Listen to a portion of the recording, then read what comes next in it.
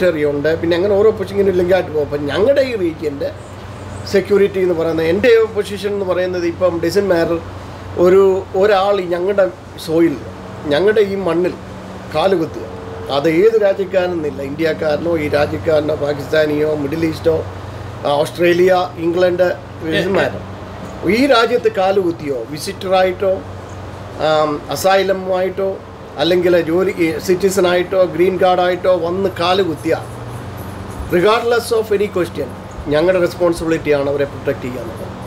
അന്നേരം ഇവിടുത്തെ സിറ്റിസനെ പ്രൊട്ടക്റ്റ് ചെയ്യുക എന്നുള്ളതാണ് സിറ്റിയുടെ മേജറായിട്ടുള്ള ധർമ്മം. വളരെ അതാണ് സേഫ്റ്റി ദാറ്റ്സ് മേജർ തിങ്. അപ്പോൾ ഇങ്ങനെയുള്ള കലാമിറ്റീസ്, നാച്ചുറൽ കലാമിറ്റീസ്, മറ്റ് ഇൻറ്റേർണൽ ഫൈറ്റ്സ്, അങ്ങനെയുള്ള പ്രോബ്ലംസ് ഒക്കെ വരുവാണെങ്കിൽ നിങ്ങൾ തന്നെ അത് സോൾവ് ചെയ്യുന്നു. അതെ, ഇപ്പോൾ ഇവിടുത്തെ ഈ റീജിയൻ്റെ ഇവാക്യുവേഷനോ അല്ലെങ്കിൽ എമർജൻസി ഡിക്ലെയർ ചെയ്യുന്നതോ എല്ലാം as A mayor pro term എൻ്റെ റെസ്പോൺസിബിലിറ്റിയാണ്. അതുകൊണ്ടാണ് ഈ ഹരിക്കേനോ ഇപ്പം ഞാൻ ഈ പൊസിഷൻ, ഈ മേയർ പ്രോ ടെമായിട്ടുള്ള പൊസിഷൻ ഇരിക്കുന്നിടത്തോളം കാലം എമർജൻസിയോ അല്ലെങ്കിൽ ഇവിടെ ഒരു നാഷണൽ ഡിസാസ്റ്ററോ ഒരു ടെററിസ്റ്റ് അറ്റാക്കോ ദൈവത്തിൻ്റെ റിമോണ്ട് വരാതിരിക്കട്ടെ വന്നാൽ വേറെ ആർക്കും അതിന് അധികാരമില്ല. ഞാനായിരിക്കും അത് ഡിക്ലെയർ ചെയ്യും. ഇപ്പം ഇന്ന ഏരിയ ക്ലോസ് ചെയ്യണം, അല്ലെങ്കിൽ ഇവാക്യുവേറ്റ് ചെയ്യണം, അല്ല ഇന്നത് ക്ലോസ് ചെയ്യണം, അല്ലെങ്കിൽ ഇന്നത് ചെയ്യണം എന്നുള്ളത് even nobody have the power in this region. We work under the ഗവർണറും സ്റ്റേറ്റ് ലെവൽ ഗവർണറും സിറ്റിയുടെ മേയർ പ്രോട്ടേമായ ഞാനുമായിരിക്കും. ഒരു സിറ്റിയുടെ മേയർ പ്രോട്ടേമിൻ്റെ കാലാവധിയോടെ എത്ര വർഷമാണ്? അതും ഇപ്പം അടുത്ത മെയ്യിൽ എൻ്റെ ഈ മേയർ പ്രോട്ടേമിൻ്റെ കാലാവധി കഴിയും. വീണ്ടും ഇലക്ഷൻ നടക്കുന്നു. പിന്നെയും വേണമെങ്കിൽ ഒരു വർഷം കൂടി ഇരിക്കാം. പക്ഷേ 2012 എൻ്റെ കംപ്ലീറ്റ് ടേം സിറ്റിയുമായിട്ട് കഴിയും. ഞാൻ 8 വർഷം കംപ്ലീറ്റ് ചെയ്യുകയാണ്. അതിൽ ഒരാൾ മാക്സിമം 8 വർഷം. അങ്ങനെ ഞങ്ങൾക്ക് ടേം ലിമിറ്റ് ഉണ്ട്. 2 ഇയർ ടേം.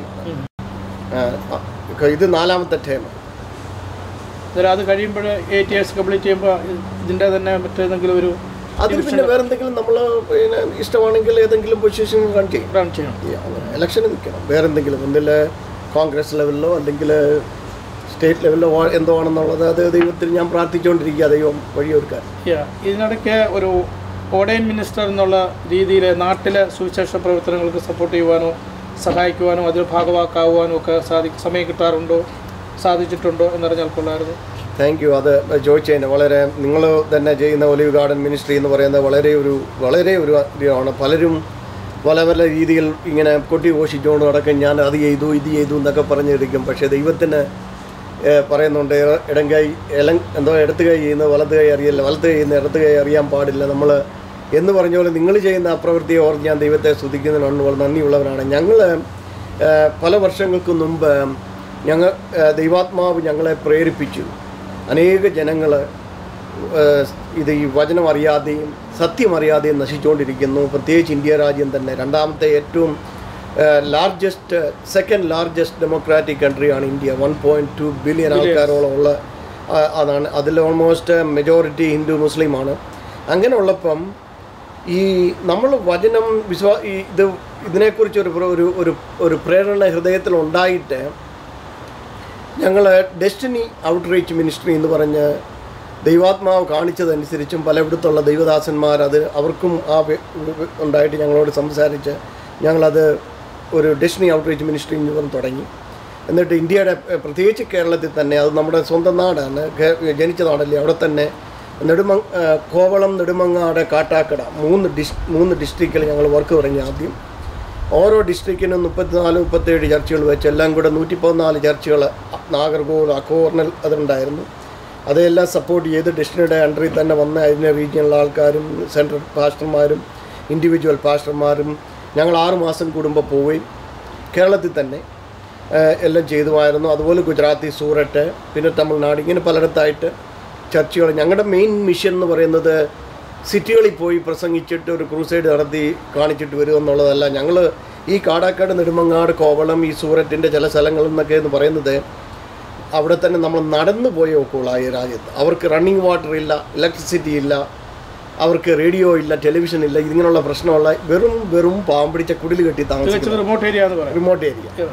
അവിടെയാണ് ഞങ്ങൾ അവിടെ നിന്നുള്ള ആൾക്കാരെ തന്നെ ഞങ്ങൾ സെലക്ട് ചെയ്തിട്ട് അവരെ സപ്പോർട്ട് ചെയ്ത് അവരെ വചനം പഠിപ്പിച്ചിട്ട് അവരുടെ ആൾക്കാരുടെ ഇടയിൽ തന്നെ വിട്ടിട്ട് അവരുടെ ആവശ്യങ്ങൾക്ക് വേണ്ടി ഹെൽപ്പ് ചെയ്യുകയും അവരുടെ ചെറിയ കുടുംബത്തിൻ്റെ കാര്യങ്ങൾ നോക്കുകയും പിള്ളേരുടെ ഇങ്ങനെയൊക്കെ ചിന്തിച്ച് നോക്കുമ്പോൾ ഇത് വളരെ വളരെ സന്തോഷമാണ് ഞങ്ങൾക്ക്. കാരണം സദൃശവാക്യം 19-ാം അധ്യായത്തിലാണെന്ന് പറയുന്നത് ഈ എളിയവരിൽ ഒരാൾക്ക് ചെയ്യുന്നത് എനിക്ക് ചെയ്തിരിക്കുന്നു എന്ന് വചനത്തിലുണ്ട്. എന്ന് പറഞ്ഞ പോലെ നമ്മൾ അവർക്ക് ചെയ്യുമ്പം ദൈവം നമ്മളെ അനുഗ്രഹിക്കും. അങ്ങനെ ചെയ്യുന്നുണ്ട്. കഴിഞ്ഞ ഓൾമോസ്റ്റ് 4 വർഷത്തിന് മുമ്പേ നെടുമങ്ങാട്, കോവളം, കാട്ടാക്കട സെൻട്രലിൻ്റെ ചർച്ചുകളെ IPC ടേക്ക് ഓവർ ചെയ്ത. എന്നിട്ട് ഇപ്പോൾ IPCയുടെ അണ്ടറിലാണ് ആ ചർച്ചുകൾ. നടന്നുകൊണ്ടിരിക്കുക. ഇപ്പം ഞങ്ങൾക്കൊരു സമുദായമോ അല്ലെങ്കിൽ ഒരു സഭയോ ഒരു പേരോ എടുക്കുമെന്നല്ല, അത് നാട്ടിലുള്ള പല ദേവദാസന്മാരും കോൺടാക്ട് ചെയ്തു. ഞങ്ങൾ ഡെസ്റ്റിനിയുടെ അണ്ടറിൽ വർക്ക് ചെയ്യാം, ഡെസ്റ്റിനി ഒരു IPC പോലെ ഒരു ഓർഗനൈസേഷനായിട്ട് പോട്ടെ. കേരളത്തിൽ തന്നെ 150 ചർച്ചുകളുണ്ട്, തമിഴ്നാട്ടിലുണ്ട്, ഇവിടുണ്ട്, പലയിടത്തുണ്ട്, പാകിസ്ഥാനിലുണ്ട്, ഇങ്ങനെ എല്ലായിടത്തും ഉണ്ടല്ലോ. അപ്പം നമുക്കങ്ങനെ ഞാൻ പറഞ്ഞല്ലോ, അതല്ല ഞങ്ങളുടെ വിളി. ഞങ്ങളുടെ വിളി എന്ന് പറയുന്നത് നിങ്ങൾ സപ്പോർട്ട് ചെയ്യുക, ഹെൽപ്പ് ചെയ്യുക. പിന്നെ ഇത് ഇങ്ങനെ ഒരു വലിയ IPC വലിയൊരു സമുദായമാണ്, അവരുടെ അണ്ടറിൽ ഇങ്ങനെ പൊക്കോട്ടെ. ഈ ആവശ്യമുള്ളവരെ ഇപ്പോഴും ഞങ്ങൾ അങ്ങനെയുള്ള ചെറിയ ചർച്ചകൾ ഇങ്ങനെ മുന്നോട്ട് കൊണ്ടുപോയിക്കൊണ്ടിരിക്കുക. ഞങ്ങൾക്കൊരു ടെലിവിഷൻ മിനിസ്ട്രി ഉണ്ടായിരുന്നു, ഡെസ്റ്റിനി ഔട്ട്റീച്ച് മിനിസ്ട്രി എന്ന് പറഞ്ഞിവിടെ. അത് ഒരു 2-2.5 വർഷം ഞങ്ങൾ കണ്ടിന്യൂ ചെയ്തു. 2000 ഓൾമോസ്റ്റ് 10 വർഷം 9 വർഷമായി നിർത്തിയിട്ടില്ല. അതിവിടെ മാസത്തിൽ 2 പ്രാവശ്യം ആഴ്ചയിൽ 2 പ്രാവശ്യമായിട്ട് വരുമായിരുന്നു ഡെസ്റ്റിനി ഔട്ട്റീച്ച് മിനിസ്ട്രി. 30 മിനിറ്റ്സ് ഞാനും സേറായുമായിരുന്നു അതിൻ്റെ ഹോസ്റ്റ്. അത് പിന്നെ നാട്ടിൽ ചെന്ന് പലയിടത്ത് കണ്ടപ്പം ഈ നാട്ടിലെ ഈ ആൾക്കാരുടെ സ്ഥിതികളും എല്ലാം കണ്ടപ്പം ഒരു രാത്രി ഒരു കൺവെൻഷൻ കഴിഞ്ഞ് 11:30 തിരുവനന്തപുരത്തും കാട്ടാക്കാടും തിരുവനന്തപുരത്തും വരുന്ന വഴിക്ക് ദൈവാത്മാവ് സംസാരിച്ചു. അമേരിക്കയിൽ വചനം കേൾക്കാൻ ആവുന്ന എത്രയോ സാഹചര്യങ്ങളുണ്ട്. അമേരിക്ക എന്ന് പറഞ്ഞാൽ വളരെ അഡ്വാൻസ് രാജ്യമല്ലേ, എല്ലാം ഉണ്ട്. എങ്ങോട്ട് TV ആയാലും ട്രഡീഷണൽ എങ്ങനെ ആയാലും ഉണ്ട്. ഈ സാധിക്കൊക്കെ നിങ്ങൾ പോയി സംസാരിക്കാതെ അവർ കേൾക്കാൻ വഴിയില്ല. അതുകൊണ്ട് ഇതാണ് നിൻ്റെ മിനിസ്ട്രി എന്ന് പറഞ്ഞു. ഉടനെ ഞങ്ങൾ തിരിച്ചു വന്നിട്ട് ആ ടെലിവിഷൻ്റെ പൈസയുടെ ഞങ്ങൾ ചിലവാക്കുന്നതുകൂടെ മുടക്കി മിനിസ്ട്രി സപ്പോർട്ട് ചെയ്യുന്നത്. അല്ലെങ്കിൽ അതിപ്പോൾ വലിയൊരു ഇവിടുത്തെ തന്നെ പേരിനായിരുന്നെങ്കിൽ അതിങ്ങനെ കണ്ടിന്യൂ ചെയ്യാം. ഓക്കെ. ഈ ഔദ്യോഗിക ജീവിതത്തിനിടയിൽ മറ്റ് ഏതെങ്കിലും രാജ്യത്തിൻ്റെയോ സ്റ്റേറ്റിൻ്റെയോ ക്ഷണം സ്വീകരിച്ച് പോയിട്ട് അവരുടെ കാര്യങ്ങൾ അന്വേഷിക്കാനും പഠിക്കുവാനുള്ള അവസരങ്ങൾ ലഭിച്ചിട്ടുണ്ടോ? മറ്റങ്ങനെ ക്ഷണങ്ങളോ?